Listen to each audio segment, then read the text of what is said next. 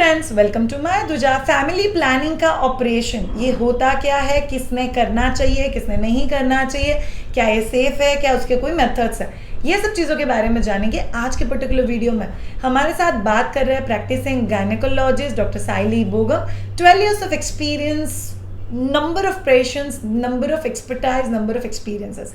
So doctor साइली, family planning का operation ये होता क्या है? ओके, फैमिली प्लानिंग का जो है ऑपरेशन ये परमानेंट मेथड है। मतलब अगर आपने ये कर दिया तो वापस आपको रिवर्ट करना इज़ वेरी डिफ़िकल्ट। उसमें क्या रहता है, जो ट्यूब्स रहते हैं जिसमें अभी see this is the uterus and these are the fallopian tubes and this is the ovary. ना फैलोपियन ट्यूब्स में क्या होता है, फर्टिलाइजेशन जो होता है, बच्चा रहने का मेन पार्ट वो ट्यूब्स में होता है। यहाँ से अंडा आएगा और यहाँ से नीचे से स्पर्म आएगा और यहाँ से अंडा। तो जो प्रेगनेंसी रहती है एक्चुअली वो ट्यूब्स में रहती है। उसके बाद 1 वीक के बाद वो प्रेगनेंसी यूट्रस में आती है और वो 9 महीना यूट्रस में बढ़ती है। बट जहाँ पे बेसिकली एक कांटेक्ट होता है, जो एक होता है sperm and ovary, that happens in the fallopian tubes. नली बोलते हैं उसको।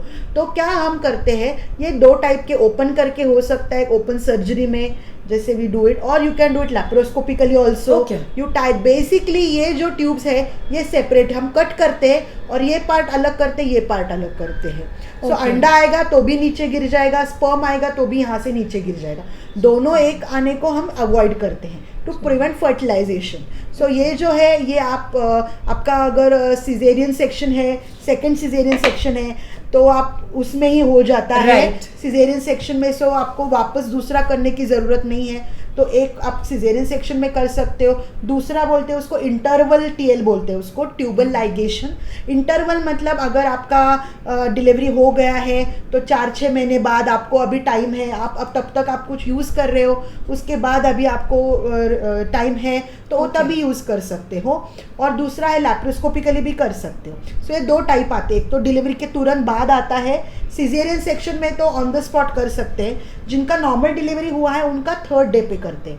तो अगर आज मेरा 2nd हो गया मेरा डिलीवरी और मुझे अभी कराना ही है तो 3rd डे पे ये ट्यूबल लाइगेशन हॉस्पिटल स्टे में हो जाता है, उसी रेस्ट में हो जाता है। तो ये कौन करा सकता है, अपने जो इंडियन गवर्नमेंट के जो रूल्स है, तो बेसिकली इसका कैसे है कि this is a permanent method. तो उसमें आपको पहला बेबी जो है वो मिनिमम 5 years का अबाउ चाहिए। ओके। सो पहला बच्चा आपका अगर 5 साल के ऊपर है और जो डिलीवरी हुआ है आपका बच्चा, उसमें कुछ कॉम्प्लिकेशन नहीं, लाइक अगर बच्चा छोटा हुआ है, 8th मंथ में हुआ है या फिर कुछ उसको प्रॉब्लम है तो हम नहीं कराते। हेल्दी बेबी चाहिए। जो बच्चा अभी डिलीवर हुआ है वो हेल्दी चाहिए और पहला बच्चा है आपको वो मिनिमम 5 years के अबाउ चाहिए। अगर ये चीज़ें फिट हो रही है तो आप ये ट्यूबल लाइगेशन करा सकते हैं। इसके लिए अभी अगर लैप्रोस्कोपिकली किया तो like 7 days of rest is enough. Okay.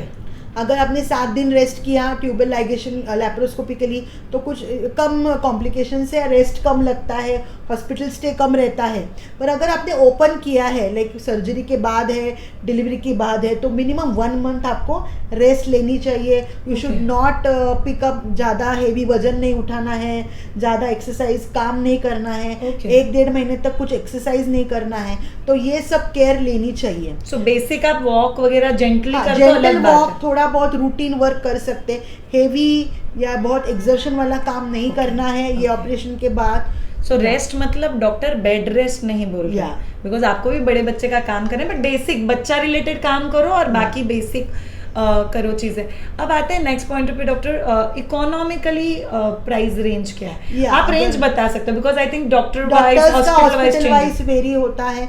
Generally अगर ये नॉर्मली अगर ओपन करके किया, लाइक थोड़ा सा कट रहता है अपने लोअर एब्डोमेन पे, तो अगर उससे अगर किया तो it will very from like 15,000 to 25,000। और अगर लैप्रोस्कोपी के लिए किया है तो 10-15,000 एक्स्ट्रा लगते हैं। या so this is the range and easily हो जाता है हो। और अगर जिनका ऑलरेडी फैमिली कंप्लीट हुआ है तो दिस इज़ वेरी इंपॉर्टेंट कि आप अपना दोनों बेबी सेफ है, हेल्दी है, ये देख के जितना जल्दी करा लो तो उतना बेटर है। फिर आपको वापस कुछ भी method like use condoms, IPLs या कुछ यूज़ करने की ज़रूरत नहीं है। और दिस इज़ द थिंग कि आपको कुछ भी मेडिकल प्रॉब्लम है, कुछ भी है तो भी इसका कुछ प्रॉब्लम नहीं है, लाइक डायबिटीज़ है, थायराइड है, कुछ भी है तो भी आप ये ऑपरेशन आराम से कर सकते हो, उसका कुछ प्रॉब्लम आता नहीं है। एक लास्ट क्वेश्चन डॉक्टर, इस ऑपरेशन की वजह से ब्लोटिंग हो गया, वजन बढ़ गया, इंडाइजेशन हो रहा है, मेरे को तो इतना गैसेस हो रहा है इस ऑपरेशन के बाद, is it correlated? No, actually ऐसे लगता है कि कोई भी जनरली आप वी हैव अ हैबिट कि कुछ भी यूज़ किया है, कॉपर टी यूज़ किया है तो कुछ भी हो जाए अपने को भी रिलेटेड टू कॉपर टी, कुछ भी ऑपरेशन वजन बढ़ रहा है तो वजन बढ़ रहा है, तो इसकी वजह से ऐसे कुछ नहीं होता है, इससे कुछ भी प्रॉब्लम नहीं होता है, ब्लोटिंग, गैसेस ऐसे कुछ नहीं है। और ये सब ऐसे लगता है कि ऑपरेशन हुआ है इसके लिए मुझे फील हो रहा है, बट ये operation see these are not at all the complications of this operation. Weight वगैरह कोई वेट वगैरह कुछ रोल नहीं है। Very very important. सो ये हो गई फीमेल में permanent contraceptive method. Male contraceptive method के बारे में क्या कहेंगे? मेल कॉन्ट्रासेप्शन में जो है उसको वैजेक्टमी बोलते हैं, जो जहाँ पे स्पर्म्स तैयार होके जिस ट्यूब से, that is also tubal ligation का ही टाइप है, तो वाज डिफरेंस करके एक ट्यूब रहती है मेल्स में, वो जनरली वो स्पर्म्स कैरी करती हैं, तो वो ट्यूब हम जैसे फीमेल्स में ट्यूब कट करके सेपरेट करते हैं, लाइगेट करते हैं, वैसे वो दैट वी डू इट। तो that is actually 1 day procedure. Same process male में भी होता है, बट द थिंग इज कि अपने यहाँ पे थोड़ा सा मिसनॉमर है कि जनरली मेल फील कि उनको रेस्ट लगता है, उनका जो विगर है जो ऐसे वो उनको लगता है कि वो सेक्सुअल ड्राइव कम हो जाएगा, डिजायर कम होता है, ऐसे दे उनको लगता है, तो इसके लिए ये ज़्यादा generally we don't go.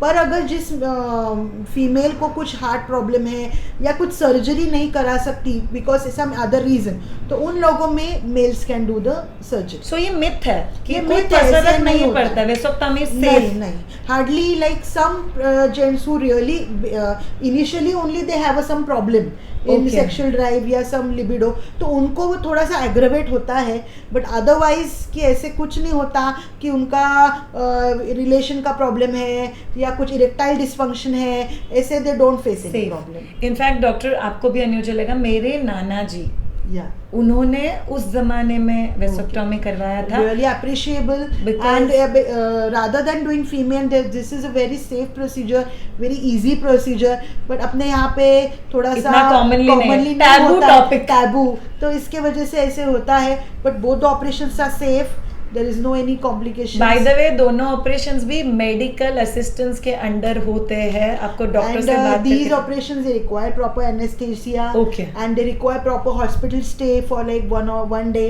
overnight stay is required. Okay, very important. So male में एटलीस्ट 1 day stay, फीमेल में जैसे उन्होंने बोला डिपेंडिंग ऑन उनका रिकवरी कैसे है, 1 दिन से लेके 3 दिन का स्टे हो सकता है। So thank you so much doctor for this segment.